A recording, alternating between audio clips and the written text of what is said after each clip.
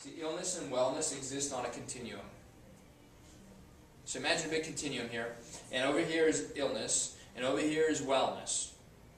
And every thought, action, and decision you make moves you either toward illness or toward wellness.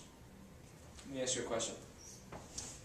Can you all think of one thing that you could be doing, that you're currently not doing, that would make you healthier? Can you think of one thing? Who can think of at least one thing? Good. Why aren't you doing it?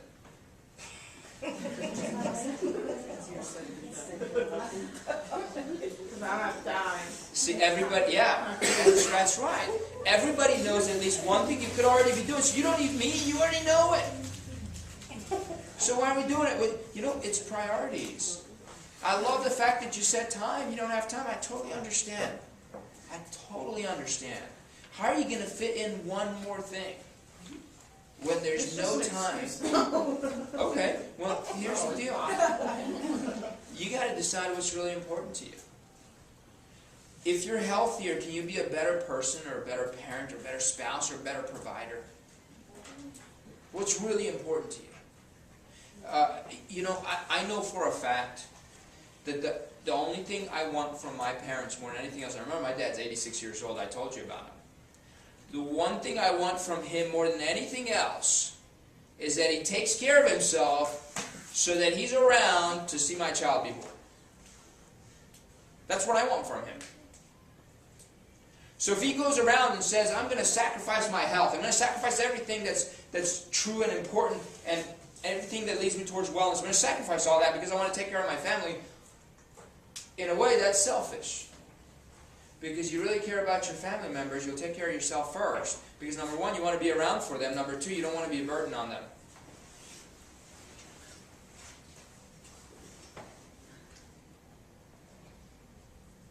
So what are your priorities? And it doesn't have to be New Year's Day for you to set New Year's resolutions. You can decide any time, any day of the week. It doesn't matter, but decide what's truly important to you. What do you really value? Because when you focus on your values and your priorities, then all the stress becomes tolerable. You focus on your values, your stress becomes tolerable. You can handle the stress a lot better because you're working towards your values, your priorities.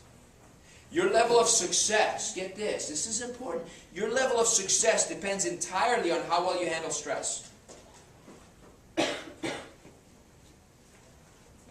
One of my favorite stories, a lot of people have heard this story before. It's not a new story. It's gone around. It's been sent through email, forwarded all around.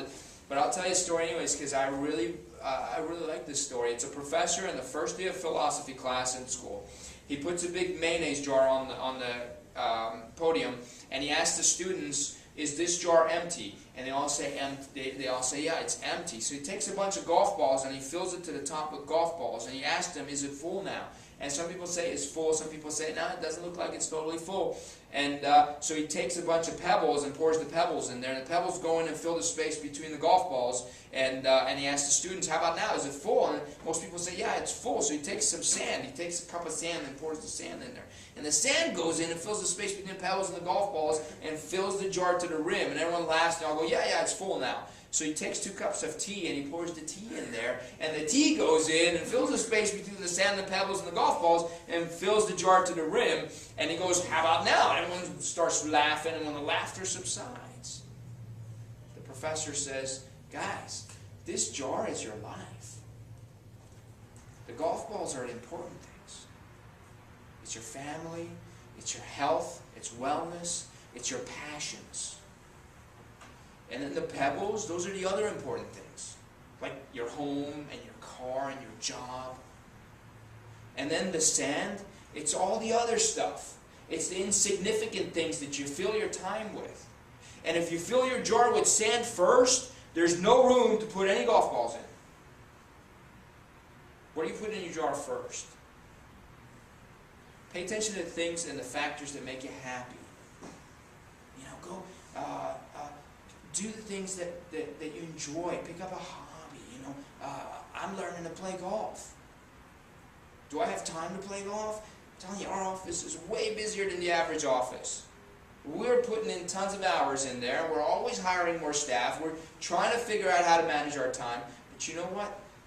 If I'm going to stand here and tell you about this stuff, I better be living it. So I'll make time for it. And you will too. Because remember, if you focus on your priorities, if you focus on your values, things that make you happy, the stress becomes tolerable. The goal isn't to avoid stress, right? The goal is to make yourself strong so you can handle the stress. See, we all live on that continuum. And the body is never static. It's constantly moving. So I want you to be honest with yourselves right now. You don't have to tell me. Just answer this to yourself. Right now, based on your habits, your lifestyle, your thoughts, your physical stresses, your biochemical stresses, which direction are you moving? Toward illness or toward wellness? Because if the answer to that question is that you're moving away from wellness and toward illness, let this be a wake-up call. Today. Let's make a decision. Let's start moving in the right direction. Dr. Russell Reese is a world-renowned cardiothoracic surgeon. And he notices that people who survive after a heart surgery are those who've been living a good life up to that moment. He can totally tell by someone's lifestyle whether once they have a heart attack, after the surgery, how quickly they'll recover, how long it takes them to recover, and how well they recover, and whether they have permanent recovery, or whether they have other heart attacks following that. He can tell by their past life. See, he says this. Dr. Reese says, if you live long enough, you will be faced with a challenge. That's a guarantee. If you live long enough, you're going to have some kind of challenge in your life. It can be a devastating, traumatic accident. It can be a serious illness. It can be something. But everyone will face something. And he says, how you come out of that challenge, how you come out on the other side, depends entirely on how you've been living your life up to that moment.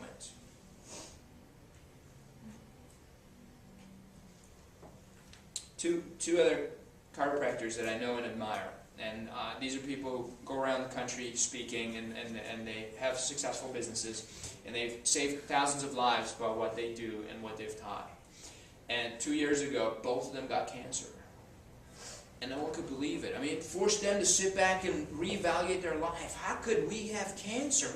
I mean, I exercise, and I eat right, and I'm watching what I think about, what I do, what I read, what I say. I'm doing all the right things. I'm living a great life. How could I get cancer? It doesn't make sense. Here I am on stage preaching. This is them saying this. They're on stage preaching about health and wellness, and it goes, if I can't prevent myself from getting cancer, is everything I'm saying not worth saying? But you know what? A year later, now one of them had breast cancer, the other had colon cancer. A year later, both of them were cancer-free. Completely cancer-free. In fact, last year I was listening to one of them speak on stage, and she talked about her battle with breast cancer, but she didn't call it a battle. She kind of just glanced over it. She said, oh yeah, I had breast cancer, and it's gone now. I'm cancer-free. I mean, the way she talked about it sounded like she was talking about a runny nose or a sore throat. It was like it was nothing. How awesome is that? To face a big enemy, a devastating disease like breast cancer, to beat the disease, come out on the other side and talk about it like it was nothing. Living that kind of lifestyle allowed her to do that. And now she's even a better person for it.